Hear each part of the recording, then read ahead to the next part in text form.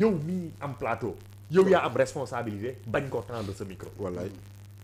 xam nga lu mu la c'est-à-dire que suñ fexee ba loolu ba nga xamante ne dañ leen bàyyi ak seen ay seul live ak yooyu noonu mais loolu nag sénégalais yi ñooy seet ku bëgg di déglu ay saaga seetaan saagakat def ko héros mais c'est ton problème mais dëkk bi fi mu toll nii pour man on a autre chose mieux à faire pour man procureur li mu war a def justement mooy cas de torture yooyu la ñu war a toppatoo torture c'est-à-dire que xel nangootu ko en 2025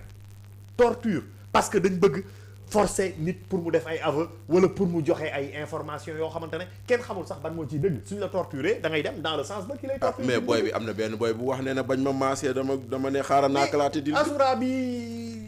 nim génnee man xaw ma woon Azura mais nee nañ nim génnee kaso du noonu dafa duggee woon ça pose un problème donc est-il victime ou coupable c'est des questionnements yu ñu war a def te loolu nag gouvernement moo ñu ci dimbaliwul biñ commencé li tax ma bañ le gars de Koungheul Ahmed Suzanne Camara ñu ne ko ak naka lañ ko waxee premier ministre xaw offense au xaw ma lan à personne exerçant non ça n'existe pas et loolu noonu moo ñu dugal ci créneau bi mais délit boobu sax Paldi c'est un délit boo xam ne c'était à une période bien définie de ce pays-là et les gens ne se rendent pas compte. nag génn nañ ci contexte boobu non xam nga non je veux dire xam nga ce délit-là article 254 ah d'accord waaw je comprends. Voilà. Mais c'est même pas applicable à ce contexte. Voilà, c'est-à-dire que c'est anachronique de l'appliquer parce que jamono boobu noonu on n'avait pas de premier ministre. Oui. On était dans un processus où on n'avait qu'un président. Le président, il arrivait qu'il voyage. Et quand il voyage, il délègue à quelqu'un ses attributions qui assure son intérim. Kon nag bu boobaa nag période boobu la délit boobu di valable soo ko attaqué. En tout cas loolu la woon quoi am na ci éclairage ku mel ni Abdoulaye Makhtar Diop. mais oui mais daal li ma bëgg wax loolu moom moo ubbi créneau bi et dafa am loo xamante ne justement dafay créer ay situation anachronique da ngay xeex injure publique mooy li ñu daloon avec les procureurs ci dans cette période là séquence temporelle 2021-2024 dem nañ ba ku def émoticône ñu oo la téye la parce que lan lañ jàpp c'est-à-dire que dafay non le malaise est trop profond donc pour man nañ génn ci lii nañ génn ci situation bi am na la justice am na ay enjeux cruciaux yoo xamante ne ñu war a toppatoo suñ prison yi suñ ciy dugal nit mais leneen war na tax maintenant nag terewul Bachir suñ ko saaga mën na dem fi yoon nekkee benn loolu moo ñuy gënal mu saaga muy fay wala leneen mais dëkk bi mënuñ ko régler ay saaga ay ainsi de suite yooyu autosaisir quoi. waaw non on a autre chose à faire. Ok, dernier affaire Azura tenir en haleine tout un peuple ay premier ministre di déplacé wu yooyu sur le cas Abdou Nguer aussi gis nañ ne aussi tegaat nañ ko defaat nañ ko beneen mandat dépôt tegaat yeneen accusation si yeneen kii si moom yeneen charge si moom muy division de fausses nouvelles tegaat si moom apologie crime tegaat si moom offense au chef de l'État bon au même moment aussi maa ngi gis léegi nii FRAPP muy nekk Front pour une révolution anti-impérialiste populaire et panafricaine aussi ma ngi naqarlu quand même du demee nekk Abdou Nguer Assane Diouf ñu leen di yóbbu ay instructions si ay délits d'opinion itam. affaire bi Fallou ñaar la. Première chose lii daal Abdou Nguer moo dal Lat Diop. waaw dañ la jàpp ba pare teg la ay tuuma gisuñu luñ la toppee ñuy wut leneen ndaxte xam nga tey jii nii Lat Diop dañoo xëy ñu ne corruption lañ koy toppee maintenant comme la loi dit que corruption tu attrapes le corrupteur et le corrompu et que on ne voulait pas arrêter le corrupteur on a parlé d'extorsion de fonds xam nga gars yi dañoo muus nag ñu ne extorsion de fonds supposer que Lat Diop moo doon obligé nit ki mu koy jox ñu koy toppee 8 milliards mu dem chambre d'accusation traçabilité 15 millions la gis sur 8 milliards bu ñu toppee Lat Diop traçabilité 15 millions lañ gis te ñooñu Lat Diop nee nañ 15 millions yooyu c'était une demande par rapport à Guédiawaye Football Club parce que Lat mooy président Guédiawaye Football Club mais au moins l'arrêt de la chambre d'accusation nee na les accusations contre Lat Diop ne reposent que sur les propos du sieur Lat Diop sur le sieur Mohamed Dieng maanaam nee na amul rapport amul document amul dara aucune traçabilité après ñu bind si ni ce n'est pas parce qu'on a lancé des commissions rogatoires qui ne sont pas revenues qu'il faut le maintenir en prison donc di defal takkal leen ko lam bracelet électronique mu dem toog këram mais pour en revenir sur le cas Azoura moo doon wax sax le procureur s'est opposé il a écrit lu tax mooy lu ma leen daal lu tax fii mu bind te fii bindul donc ñaari procureur yi bokk na aussi. mais ba tey c'est le procureur c'est le parquet donc voilà ce que je dis léegi nag maintenant loolu moo dal Abdou Nguer Abdou dañ ko toppee kaay wuyu mu ñëw wuyu si ñu ne ko yow nee nga dee gi daa bëri mu ne diw dee na lii moo tax ma ne dee gi daa bëri ok yaa laaj autopsie mu ne laajuma autopsie compte TikTok sàngam moo ko bind mu ne compte boobu moom ma ko yow lan mooy sa compte ñaari compte laa am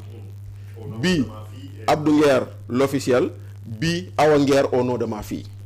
ku moom compte bi ñu def seeni recherche gis ni Thiès la nekk dem jëli indi teg yaa moom lii waaw xam nga Abdou Nguer déedéet mës nga ko gis déedéet lu tax nga bind kii dama ko ko bëgg moo tax ma ubbi compte ci turam xaw ma sax je sais pas mais dans tous les cas leer na ni si demander une autopsie c'est une diffusion de fausses nouvelles ça n'émane pas de Abdou Nguer mais terewul ñu yóbbu ko mandat de dépôt instruction mais cette accusation ne tenant pas il fallait le sortir yóbbuwaat ko tegaat leneen ci kawam. dañoo dem wutiwaat yeneen 5 vidéos. dañoo dem wutiwaat 5 vidéos 5 vidéos yooyu kañ la ko wax ndax yu bees la. non dans tous les cas lu tax ba mu ko waxee ci instant ba ñu jàppee woon ni. vidéo yooyu waxuwul lu tax wowuñu ko ca instant boobu. lu tax bu fekkente ne c'est une vidéo où on fait apologie du crime ñu waroon ko mën a woo ca boobu te woowuñu ko. donc c'est une question que tu vas te poser. bu fekkente dafa def offense au chef de l'État lu tax vidéo ba ñu ko génneel tey après 1 mois de détention lu tax woowuñu ko woon ca instant tey ba mu ko defee woon. bu fekkente ne dafa def acte de nature à nu mu tuddati beneen bi ne acte de nature à jeter le discrédit sur les institutions loolu lañ ko toppee mais lu tax au moment précis où il a tenu ses propos kenn woowu ko donc c'est dire que jàpp nañ nit tëj nañ ko di ut luñ ko tuumal boo delloo nag dans le contexte général où on va effacer les chroniqueurs lañ ñu waxoon da ngay gis ni Abdou Nguer on veut l'effacer maintenant nag parce que simplement. oui mais parce que foofu yaa ngi wax yooyu yëpp bi mu koy wax la moo tax jamono jooju jàpp ñu ko mais Paul de mu ngi rappelé léegi bu fekkee peut-être aujourd'hui si contexte boobu nga ko le premier ministre wax xëy na le procureur jot ay instructions par rapport à ça xëy na. il est obligé de poursuivre. oui c'est-à-dire que bu boobaa nag. le procureur dafa jot ay instructions contre des opposants dafa jot des instructions contre des opposants ou des chroniqueurs supposés être ne pas d'accord avec ce pouvoir. parce que mais oui mais parce que boobaa chroniqueurs yi toog di saaga ñeneen ñi nga xam ne ànduñu ak waa Pastef chroniqueurs yooyu kenn woowu leen. c'est là où on s'interroge sur la volonté de rupture. mais voilà. c'est-à-dire même si su bëggee def. c'est-à-dire que mais voilà. on peut le comprendre. Mais oui après. mais voilà tu vas nous dire que tu veux une rupture. mais tu veux une rupture sélective ou tu veux continuer la chose qui existait. Non, vraiment. Tu vas nous dire que Diomaye moo toog jàkkaarloog Maïmouna Ndour Faye mu ne man lu ma wax jarul ñu yóbbu ma ci kaso mais Abdou Nguer lan la wax lu war a jax ñu yóbbu ko kaso. dafa waxul Ousmane Sonko moo bind l'article 80 est anachronique. dañ ko war a génnee ci suñu dispositif électoral. juridique offense au chef de l'État. tey jii Abdou Nguer tey jii Abdou Nguer offense au chef de l'État lañ koy toppee. xam nga li moo taxoon ba ñu wootee assise de la justice may leen c'est de la distraction parce que mënoo woote dialogue sur la justice daaw 1 an après aucune mesure n'a été posée. Tu avais dit il faut réformer le code pénal le code de procédure pénale defoo ci dara.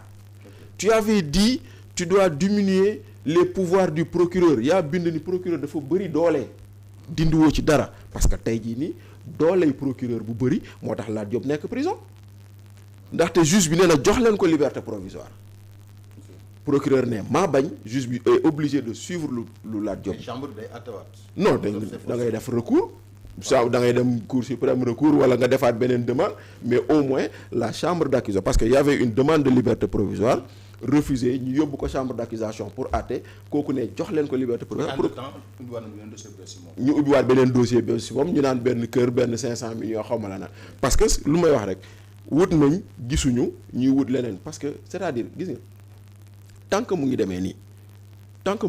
la rupture promise ne sera jamais là parce que la rupture c'est d'abord l'égalité de tous les citoyens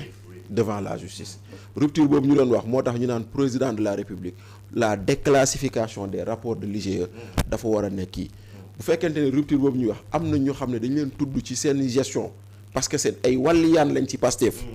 te ñu nekkoon ci Macky Sall ñu tudd leen ci seen gestion mais nañ leen yóbbu ci yoon te loolu yëpp amul maintenant nag Abdou Nguer aujourd'hui c'est vraiment dommage quoi parce que il aurait pu passer pour un anonyme on risque d'en faire un héros et malheureusement. D'accord alors sur le dossier Abdou Nguer moom li ñu koy toppee diis na de ay division de fausses nouvelles